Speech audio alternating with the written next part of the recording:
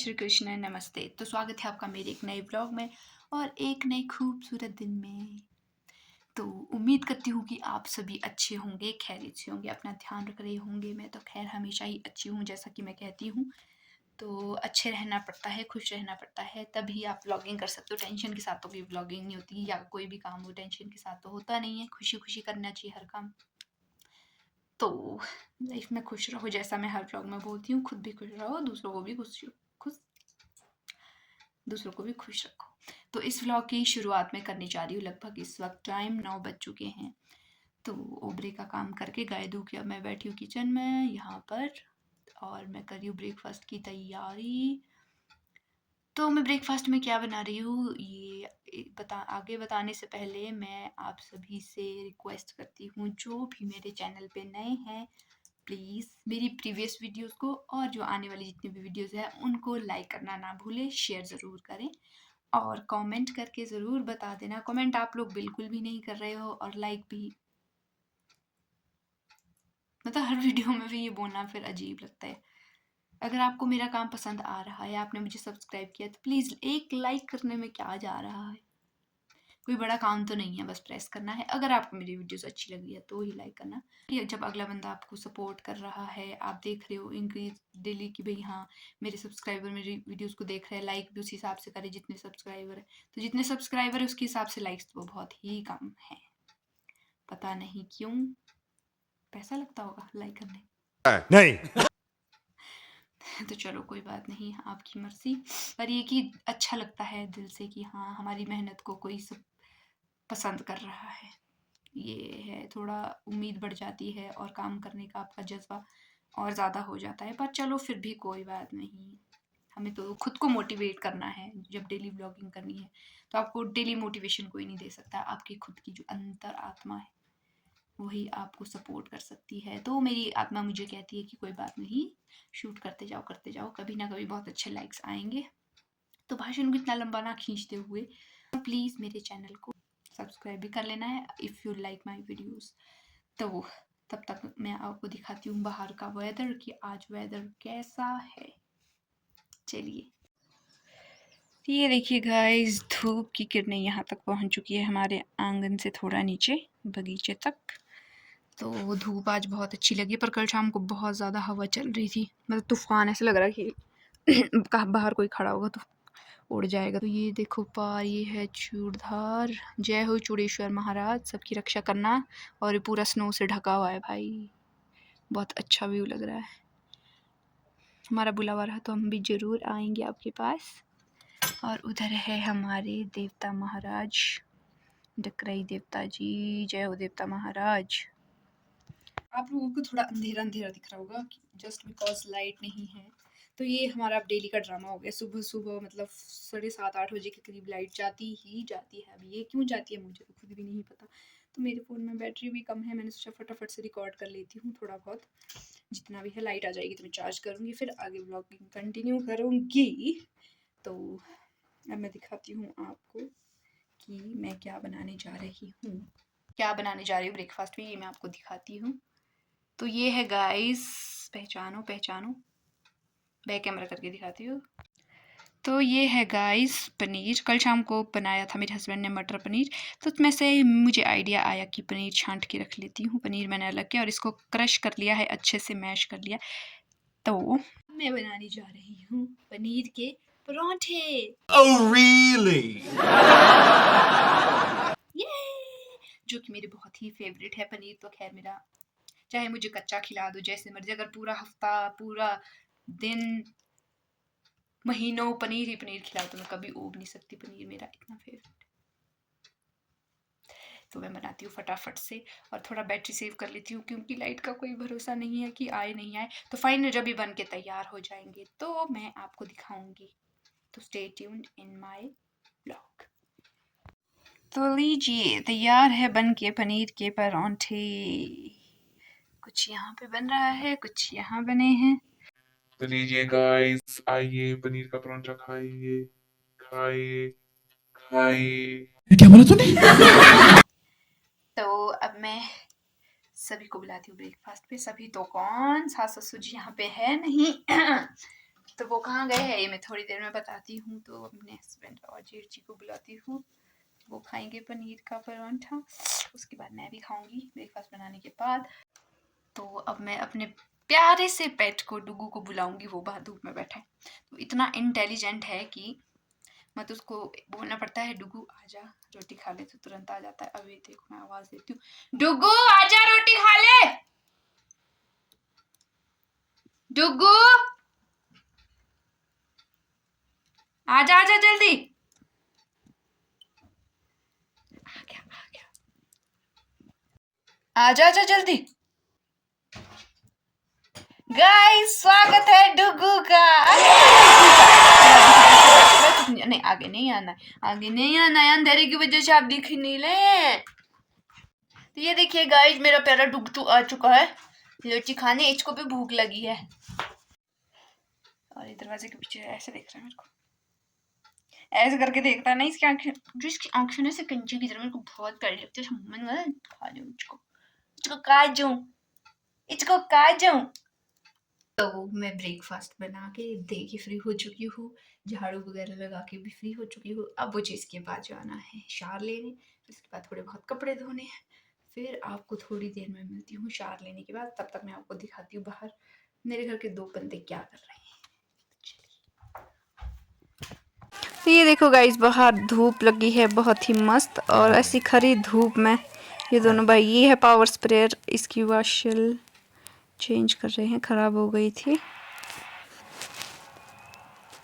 और इसके बाद इनको जाना है गाड़ी वॉश करने। मेला बेटा मेरे को कैसे देखता है, इधर देखो तो मेला को आज तो ना देखो वही सुंदर लग रहा है मेरा बेटू, मेरा दुगू। मैं दुगू बोला मेरे को भूख लगी, मेरे को रोटी दे दो, बहुत टाइम हो गया, बहुत टाइम हो गया है रोटी खानी। सरप्राइज। तो गाइज मैं हो चुकी हूँ नहा धो के बिल्कुल फ्री, और मेरे पेट पे तो चूहे कूद रहे हैं। तो जो 2 मैन हैं मेरे फैमिली के, वो अभी तक गाड़ी धो रहे हैं, टाइम 2 बज चुके हैं। तो उन्होंने कहा कि तुम खाना खा लो, हम बाद में खाएंगे, हमारे को टाइम लगेगा। तो मैं तो अपनी भूख कंट्रोल नहीं कर पा रही, और डुगू भी नहीं, डुगू भी बेचारा मेरे पीछे पीछे आ गया कि चलो हम खाना खाते। तो मैं खाना खाती हूँ, उसके बाद आपको मिलती हूँ। फिर जा रही हूँ, और मेरे पीछे पीछे मेरा शिकार है डुगू का भाई कुकू आ रहा है। आप कहाँ जा रहे सर, आप कहाँ जा रहे? आपको किसने बुलाया? अपनी मर्जी से आए आप? चलो चलो आगे चलो, चलो चलो चलो, हम दोनों देख के आते हैं ज़रा कैसी हो रही है गाड़ी की सफाई। धूप देखो तो कितनी मस्त लगी है। हाय बो, चलिए चलिए चलिए चलिए। इधर गाड़ी के पुर्जे पुर्जे खोल रखे हैं।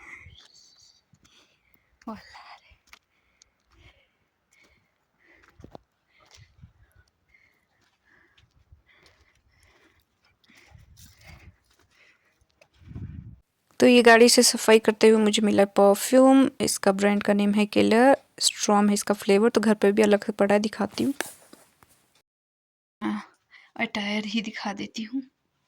तो ये है जी लाइट ग्रीन कलर का कुर्ता पजामा, और इसके साथ पहना है मैंने जो आस्कट है, ये मेरी सास ने दिया था मुझे जब फर्स्ट टाइम, मतलब शादी से पहले, आज से 2-3 साल पहले की बात है।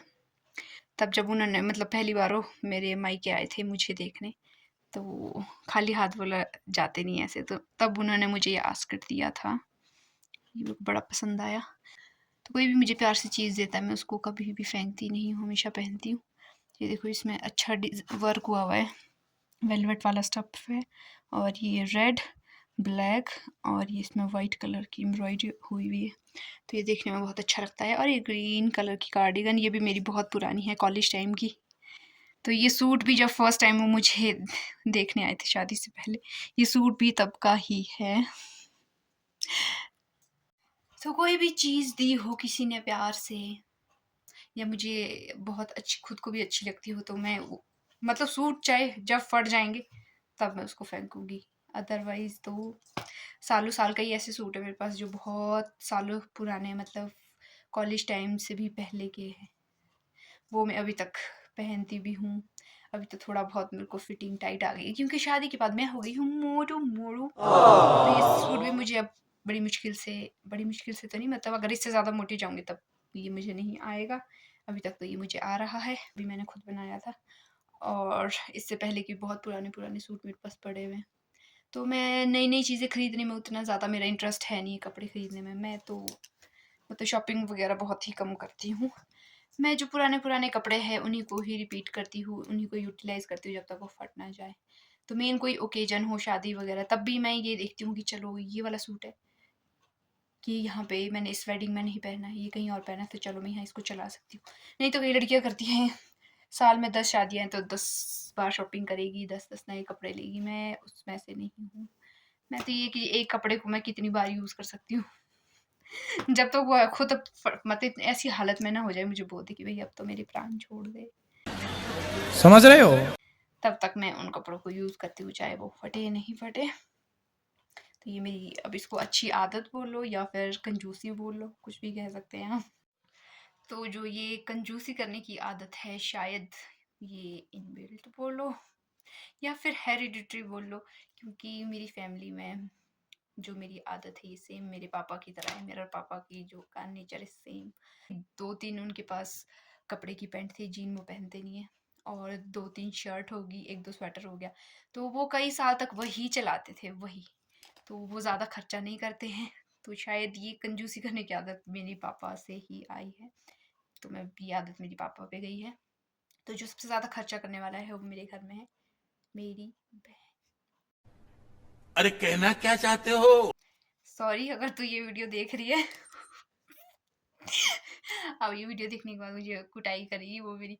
तो सबसे ज़्यादा खर्चा करती है मेरी बहन, और वो जो आदत है उसकी वो गई है मम्मी पे। तो मेरी फैमिली में सबसे ज़्यादा जो पैसा खर्च करने वाले हैं, सूट के ऊपर बोल लो, चाहे अपने ऊपर मनी स्पेंड कर लो कि जी मेरे को ये चीज़ पसंद आई है तो आज मेरे को लेनी लेनी है किसी भी हाल में, चाहे अलमारी भर जाए, अलमारी के जो दरवाजे बंद ना हो, ऐसा बोले कि भी बहुत कपड़े हो गए कम लो, पर नहीं, उन लोगों को जो पसंद आएगा तो लेना ही लेना है, चाहे जो मर्जी हो जाए।